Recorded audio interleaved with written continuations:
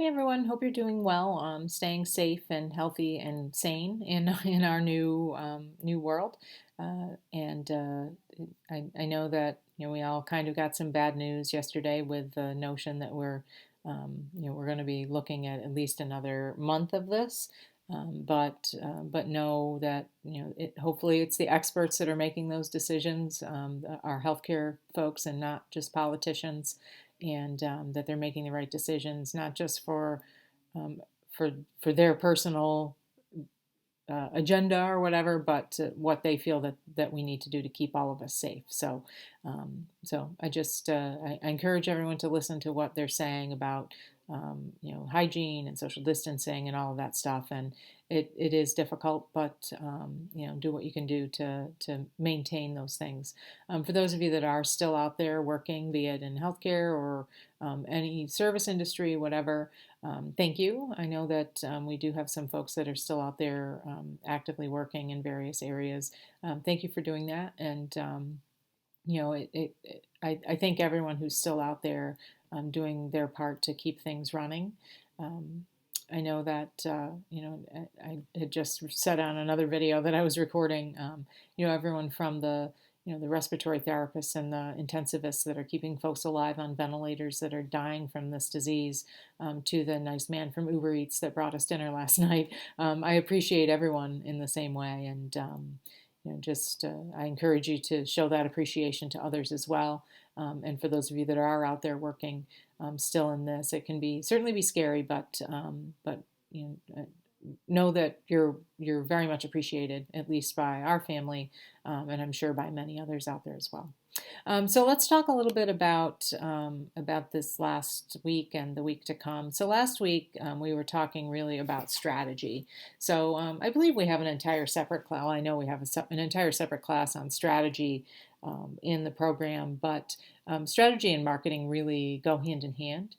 They are important partners, and so that is certainly something that we need to talk about, and make sure that we're covering that at least on a minor scale. If you've already taken the marketing or the strategic plan, I think it's 3,700 is strategic planning. If you've already taken that, you probably have already had a good view on some of these things, like the SWOT analysis and environmental analyses in general and whatnot.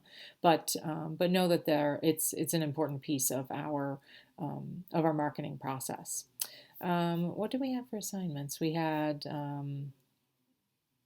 the SWOT analysis. So I'm looking forward to seeing what organizations you chose and how you did your SWOT analyses. It's always interesting to take a look at those things.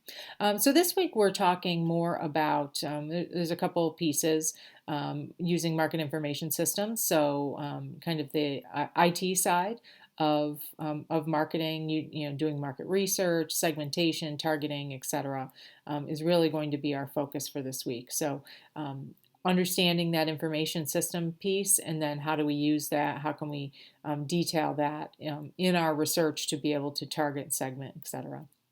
And we're also going to be doing some talking about social media marketing and online surveys, online market research, those types of things. So our discussion this week is about that topic. We do have a written assignment about Mayo Clinic. I would encourage you to remember to use APA format when you're doing your written assignments. Even something short like this, you don't need a abstract or anything, but you're obviously going to be referencing external resources. Be sure that you're citing those in text as well as at the end, and using proper APA format for your paper overall. Then we have a quiz and this side puzzle. So let's go over some of the quiz questions from last week, just as a review. I love this. I found this new kind of fancy little PowerPoint template, so hopefully it's not bugging your eyes out too much. So this first question, I actually gave this one back. Everybody got it wrong. And if everybody gets it wrong, we're missing something. But I do want to go over it. So the consumer response is exhibited in stages of change is a learning psychological process. And the answer to that is false. Everyone answered it true. But the answer is false. And I might encourage you to go back to your textbook and review. There's a section that discusses 4 key psychological processes when we're talking about this the whole notion of marketing and strategy and targeting populations and whatnot. So there are 4 key psychological processes: motivation, perception, learning, and memory. And there's probably 5 or 6 pages on that throughout the text. The stages of change is part of motivational theory. So it's about there's I don't remember exactly what the words, actually I tagged it here. It's like pre-contemplation, contemplation. Let's see, tagged it for a reason and now I'm not seeing it. Sorry. Pre-contemplation, contemplation, preparation, action, maintenance, and relapse. So that's the stages of change theory as you move through that. And it's not, you may learn through that, but it's not a learning process. That's not what it's about. It's about, whenever you think about change theory in general, there are people that are open to change, who will be early adopters. There are people that are resistant to change, who will be what they call laggards. As you work through that process, it doesn't necessarily mean you learned. It just means maybe you succumbed to peer pressure, maybe you had a self-realization. There's lots of reasons why you may decide to move toward change in some way. And a lot of it's about motivation. What is the motivation to change? So if you are in that pre-contemplative stage, what is going to motivate you to even contemplate making change? And then what is going to motivate you to prepare for the change, etc. So I would suggest taking a look through that. Since I have my book open, and I know those of you that have electronic textbooks, in page numbers may be different, but it is right at the beginning of chapter 6, pages 147 through 155 or so in the printed textbook. So, but I did give that back to everyone. You'll still see it marked wrong on your quiz if you go back in to look at your quiz, but you'll see that you received a point for it. So, so I did make that change. So this next one, in a marketing plan, marketing strategy, and our correct answer is defines the target segments. So again, I'll point you toward the textbook. Page 142 in the text, which is at the end of chapter 5, toward the end of chapter 5, talks about a sample marketing plan and the types of content that are included. So executive summary, environmental analysis, opportunity issue analysis, objectives. The 5th element is marketing strategy, and it specifically states in this section, the marketer defines the target segments. And that's really what the strategy is about. When you think about what we learned this past week about strategy, a lot of it is about environmental analysis. So internal, external environment, who are we targeting? Why are we targeting them? How can we target them? That's what the marketing strategy, or that's what strategy is about.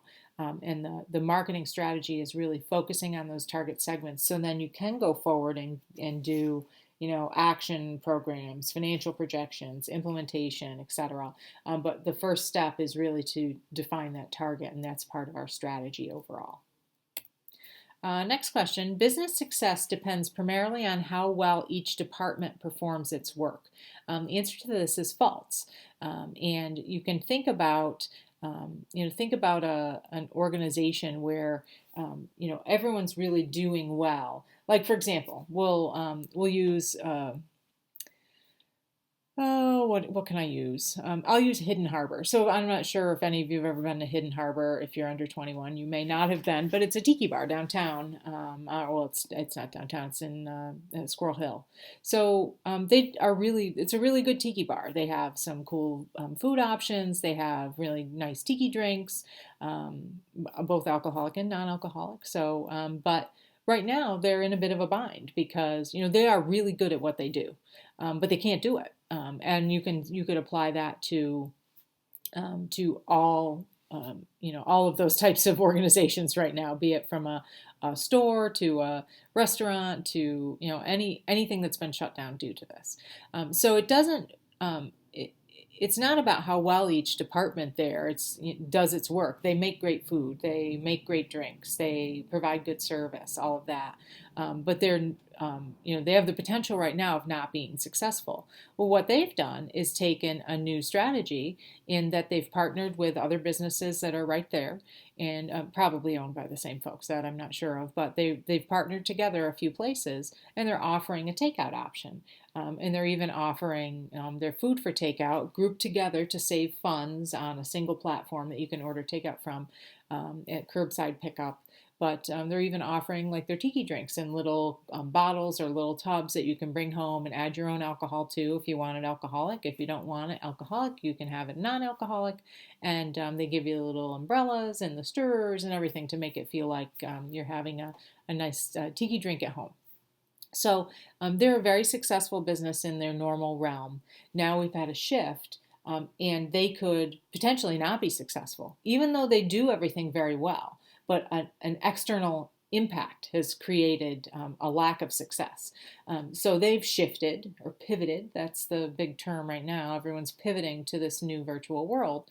But they've pivoted in the way that they can to provide safe, healthy options, non-alcoholic drinks and food options for folks that are interested in it. So the business's success doesn't necessarily depend on how each department does its work.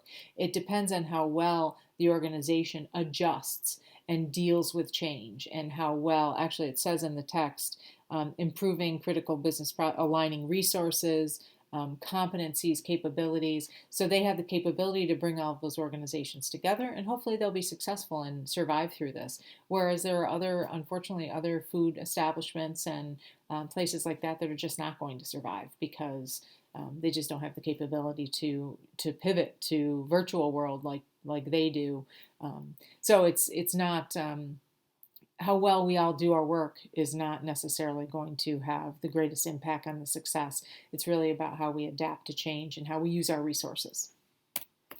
Five Forces analysis offers a strategic implementation to the SWOT analysis, and this is true. So as you look through, I know you did a SWOT last week, and I probably in an undergraduate class wouldn't have you do a Five Forces analysis. In my graduate strategic planning and marketing class, we do a Five Forces analysis, but it adds a layer. So the SWOT analysis are strengths, weaknesses, opportunities, and threats, looking at internal, external environment. That Five Forces analysis really takes it to that next level to look in more detail at those things and offers us the ability to kind of implement what we're seeing from a SWOT analysis. It gives us that next step. So that's why our answer here is true. Last one, I think. Which positioning strategy offers a cost advantage to customers? So again, I'm going to reference the textbook. So in the textbook, it talks about positioning strategies. The three that are listed: product leadership, customer intimacy, and operational excellence. So these three, I mean, buyer power is listed here as a distractor as well, but product leadership and customer intimacy, the two of them are really focused on providing benefits to the customer. So product leadership is all about companies that adopt the strategy completely devoted to producing the best product or service. So sometimes when you're creating the best product or service, you're not necessarily providing the cheapest one. You're not providing that cost advantage necessarily.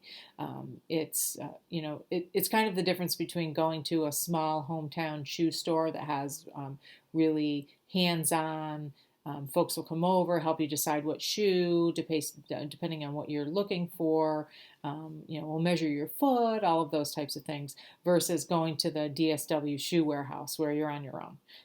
If you don't know what size you are, measure your own foot. If you are unsure of what shoe you want, maybe there'll be someone around to help you, but they're likely not very expert in shoes. They work there as a part-time job or something like that. So by providing that higher level of service, the very best product, you're not necessarily, because those little hometown shoe stores usually more expensive. Operational excellence, on the other hand, is where we are taking our operations and optimizing them to the way that we're providing the best product at the cheapest cost. So we're really good at what we do, we're very efficient, and we're providing that best product at the lowest price overall. So that's it for those. I think that is, I think that's all that I have. Again, if you need anything, please feel free to reach out.